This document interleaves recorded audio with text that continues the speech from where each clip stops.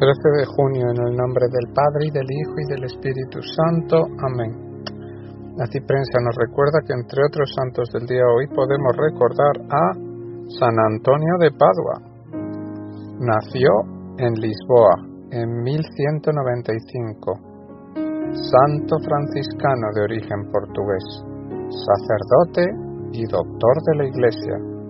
Su nombre de nacimiento era Fernando Martins. Era hijo primogénito de Martín de Alfonso, caballero portugués descendiente de nobles franceses, los Bouillon, y de María Tabeira. Estudió en la escuela catedralicia, donde su tío era maestrescuela. Más tarde, en torno al 1210, ingresó en el monasterio de canónigos regulares de San Agustín de San Vicente de Fora, cerca de Lisboa. Allí tuvo como maestros al propio prior Pedro, a un hombre de amplios conocimientos como Petrus Petri. Pero su familia y amigos no aceptaron su vocación y trataron de hacerlo abandonar. Para evitar estas presiones, renunció a la herencia familiar y se trasladó en 1212 al monasterio de Santa Cruz de Coimbra, importante centro de enseñanza religiosa, que contaba con una gran biblioteca. En este otro lugar recibió la influencia de la Escuela Teológica de San Víctor, París, a través de profesores que habían estudiado allí. Tampoco en Coimbra encontró tranquilidad, pues el monasterio se vio afectado por el enfrentamiento entre el rey Alfonso II de Portugal y el Papa Inocencio III. Su propio prior, Juan, fue excomulgado por apoyar al primero. Hacia 1219, fecha que probablemente ya era sacerdote, conoció a la pequeña comunidad franciscana de Coimbra, establecida poco antes en el emeritorio de Olivais, y sintió atracción por su modo de vida fraterno, evangélico y en pobreza. Cuando poco después llegaron a su monasterio restos de los primeros mártires franciscanos muertos en Marrakech, decidió ingresar en la nueva orden, que, a causa de su reciente creación, aún estaba poco extendida y carecía del prestigio que alcanzaría más adelante. Fray Juan Parenti, provincial de España, presidió la sencilla ceremonia de toma del hábito franciscano. Era el verano de 1220, en la que cambió el nombre de Fernando por el de Antonio. El emeritorio de Olivais estaba dedicado a San Antonio Abad, símbolo de su cambio de vida. Tras un breve noviciado e impulsado por el ejemplo de los mártires franciscanos, parece que en el otoño de ese mismo año embarcó hacia Marruecos, junto con otro hermano de orden, Fray Felipe de Castilla, para alcanzar él mismo el martirio. Sin embargo, al poco de desembarcar contrajo la malaria, enfermedad que le dejaría secuelas para toda la vida. Convaleciente todo el invierno, se vio obligado a abandonar el país. Su intención era ahora llegar a las costas españolas y desde ellas volver por tierra a Portugal, pero una tempestad llevó el barco en el que viajaba hasta Sicilia. Permaneció algún tiempo en Milazzo, costa noreste de la isla, donde había una comunidad franciscana, para completar su recuperación. En junio de 1221 asistió al capítulo de su orden en Asís, capítulo de las Esteras, que convocó a 3.000 franciscanos. Allí conoció a San Francisco de Asís y decidió no regresar a Coimbra para ponerse al servicio de Fray Gracián, provincial de la Romaña, circunscripción franciscana que abarcaba todo el norte de Italia. Este lo envió durante un año al emeritorio de Montepaolo, cerca de Forlì, para que se fortaleciese antes de encomendarle alguna misión de apostolado. A mediados de 1222, ya con buena salud, Predicó en la Catedral de Forlì, sin haber preparado previamente sus palabras, pero con gran profundidad, con ocasión de unas ordenaciones de franciscanos y dominicos. Su provincial le nombró predicador y le encargó ejercer su ministerio por todo el norte de Italia, donde se extendía por muchos lugares el catarismo. Recorrió así, enseñando, numerosos lugares. Su labor catequética en Rímini en 1223, por ejemplo, fue difícil, pero sus exhortaciones y discusiones públicas acabaron teniendo éxito, logrando convertir, entre otros, a Bononillo, obispo cátaro. A finales de este año o a principios de 1224, estuvo también en Bolonia, enseñando teología a otros frailes franciscanos en el convento de Santa María de Pugliola. Fue el primer maestro de la orden, recibiendo para ello el permiso de San Francisco, que le escribió una carta llamándole mi obispo. Hacia 1224 o 1225, sus superiores lo trasladaron al sur de Francia, donde los albigenses tenían más fuerza que en Italia.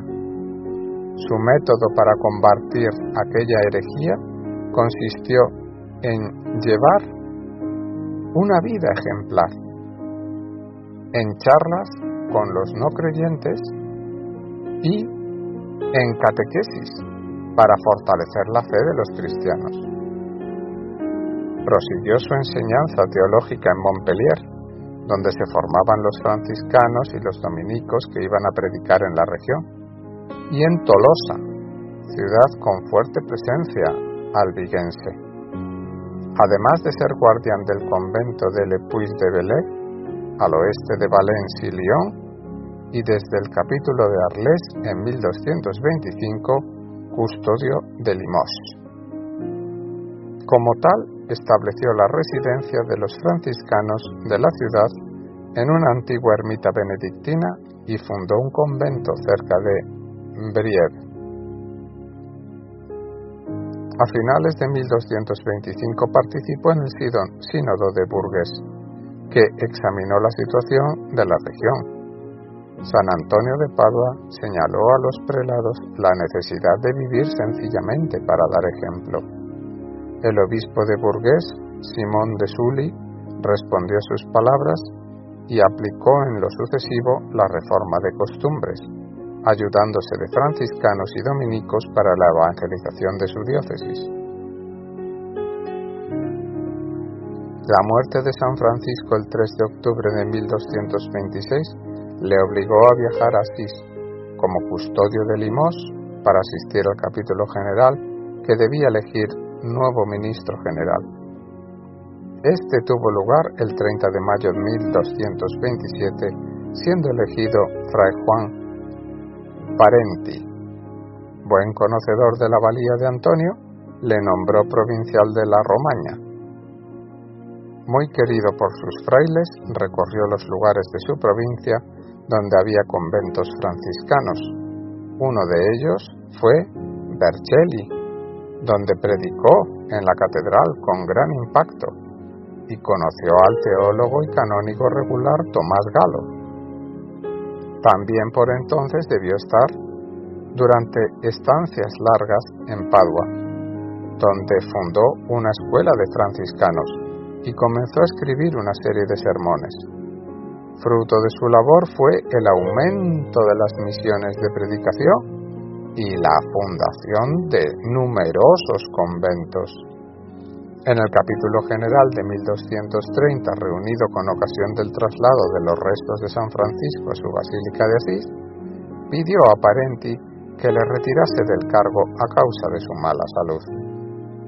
El general aceptó su renuncia a cambio de formar parte de una comisión que debía presentar al Papa Gregorio IX varias cuestiones sobre la regla franciscana que el pontífice debía estudiar y aprobar. Ante él y la curia romana, predicó Por entonces, Antonio, siendo escuchado con entusiasmo, el Papa lo llamó Arca del Testamento. Es posible que colaborase en la redacción de la bula Quo Elongati, respuesta a los problemas planteados por la Orden al Pontífice. Después marchó al que sería su último destino, Padua, en la que se entregó con tal ardor que en lo sucesivo a su nombre quedaría asociado el nombre de esta ciudad, Antonio de Padua. Se instaló primero en la capilla de Arcella, junto al convento de Clarisas, pero solía predicar en el convento franciscano de Santa María extramuros de la ciudad. Escribió por petición del cardenal Reinaldo de Segni, el futuro Alejandro IV, una serie de sermones según las fiestas del año litúrgico y predicó hasta el agotamiento de la Cuaresma de 1231.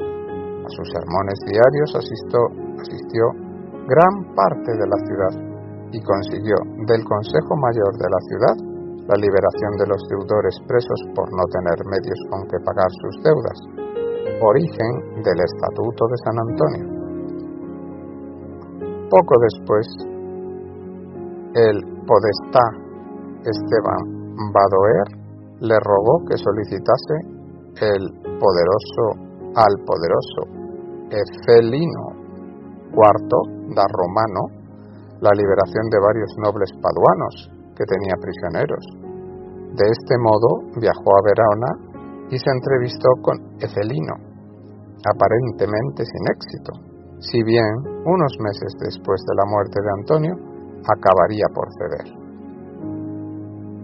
En mayo, habiendo empeorado su salud por el viaje, se retiró al cercano lugar de Campo San Piero para descansar y terminar de escribir los sermones.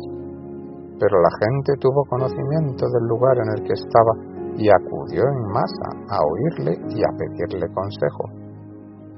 El viernes 13 de junio sufrió un colapso y ante el próximo fin pidió que le trasladasen a Padua.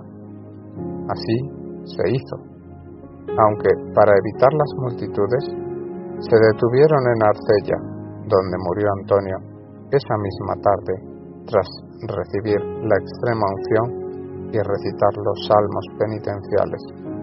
No tenía aún 40 años y había ejercido su intensa predicación poco más de 10.